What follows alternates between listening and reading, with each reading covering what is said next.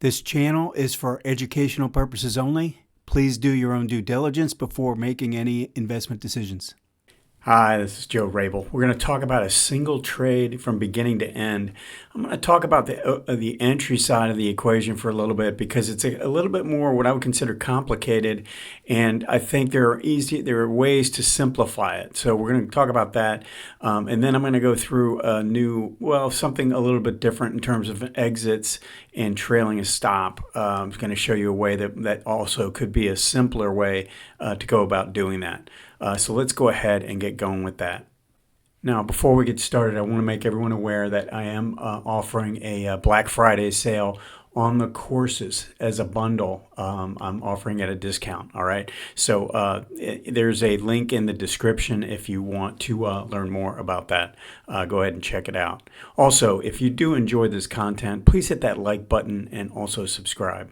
Okay, so before we get going, I want to make sure you understand, yes, I have a 5-minute chart of Datadog on the right and a 1-minute chart of Datadog on the left.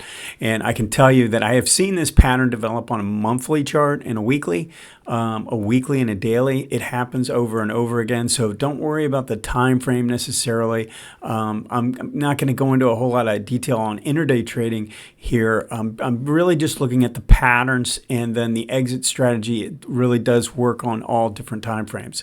All right, so let's go ahead and look at this. So we have this setup developing, and if I've said it once, I've said it 1,000 times on this channel. We get a strong move to the downside. We get MACD and ADX confirming to the downside, right? We get this move. That's the starting point for the pullback trade. All right. In this case, it would be the rally trade. But you know, if you're going long, you're looking for a pullback. This leg to the upside is the key, right? We want to make sure we're showing real strength in that move. All right. So we have that. Now we get a rally back up, and it forms a pinch here. Still have a lot of strength in the momentum side, and then if you look at the way this played out, we get a rally up, and then we get a pretty strong rally. This leg was pretty strong. Causes the MACD to overrun, okay?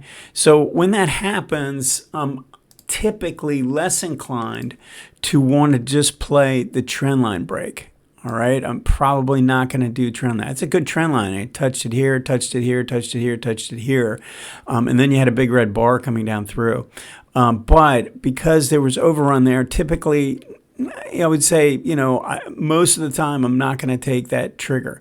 I'm gonna go ahead and let it play out and look for a second entry.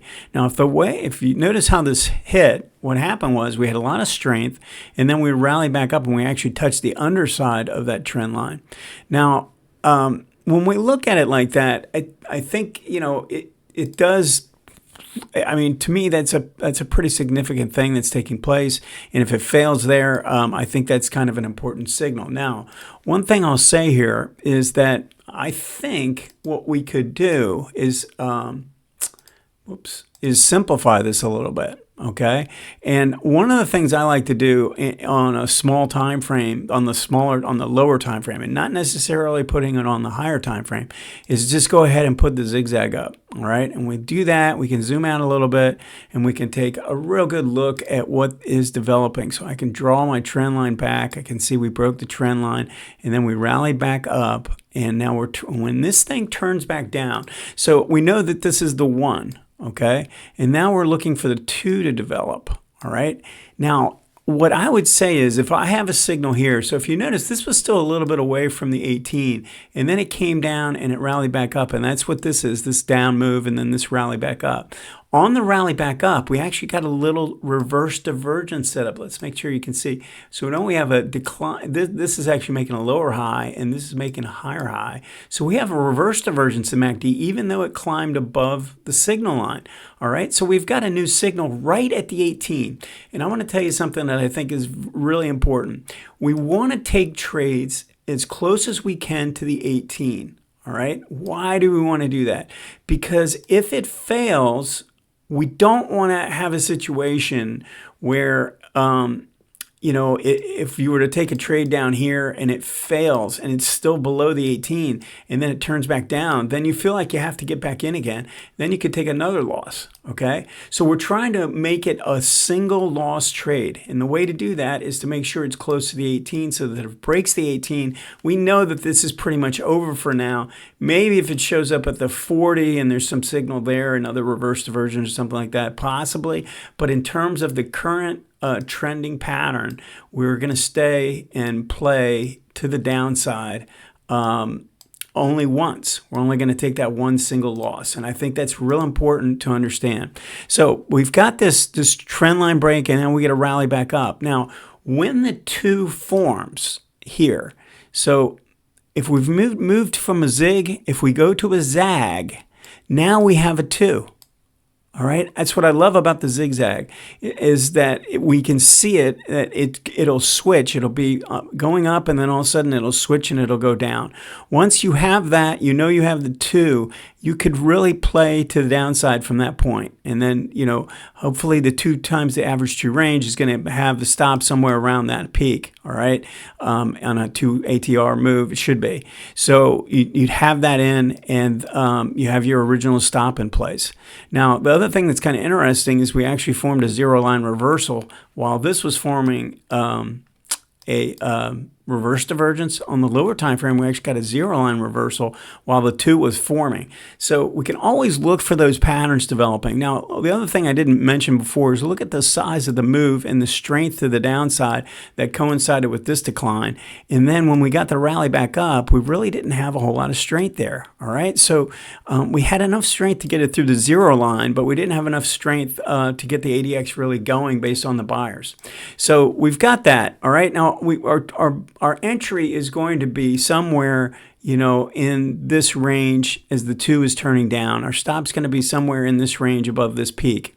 All right, now what I would suggest, and I think is a good little way to trail a stop in this situation when it's a 5 minute and a 1 minute. 1 minute can be really noisy and just kind of sometimes hard to follow. So we can use the 5 minute, and I've done this successfully for, I would say, through the years.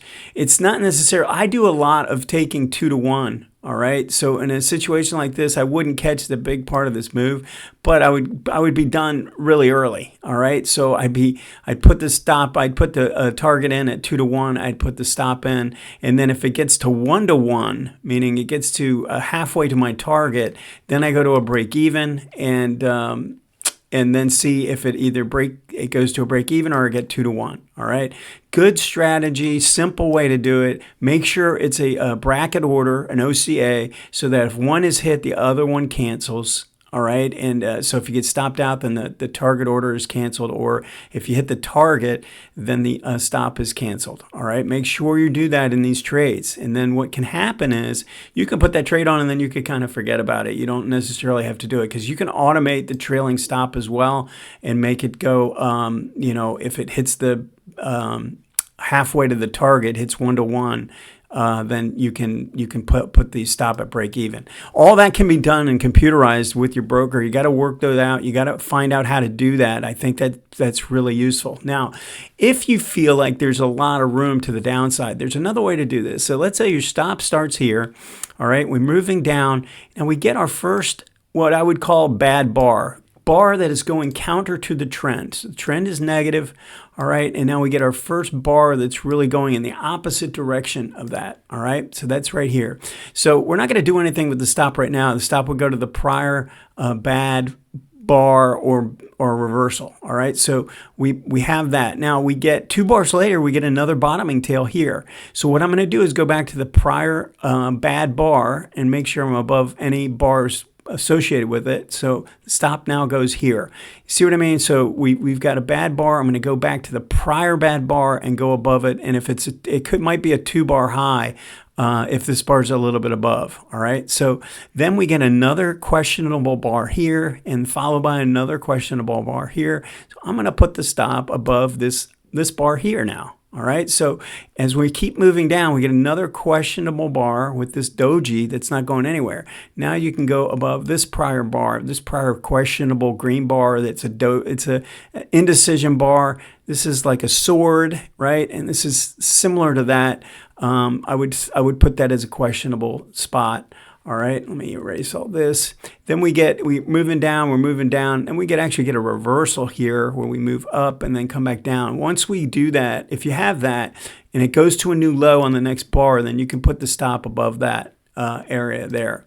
Then we move down and we get a questionable bar. We'd be going back to here, and then we get another bottoming tail. So I'm going to go above this bar, right? Then we go down, then we get another reversal bar here, so I'm going to go above this bar.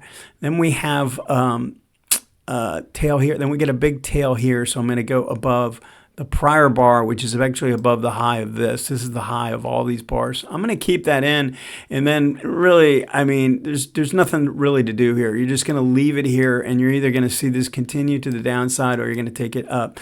Now, if you notice, this went on until 1 o'clock. 1:15, something like that. So that's a long time for me. I really like the 2-to-1 approach.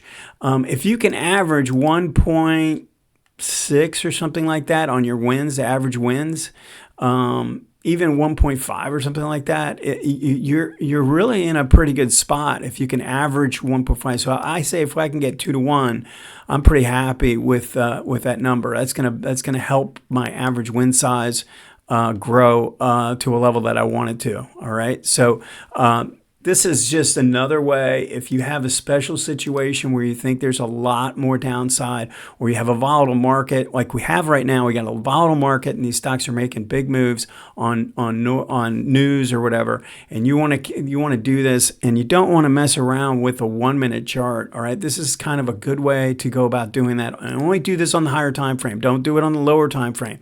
Even if you've got a monthly, weekly setup, don't do it on the weekly. All right, just do it off the higher time frame. I think it does a pretty good job of keeping you in without having to look at every single wiggle. Anyway, that's the way I would handle that. Have a great week. We'll see you next time.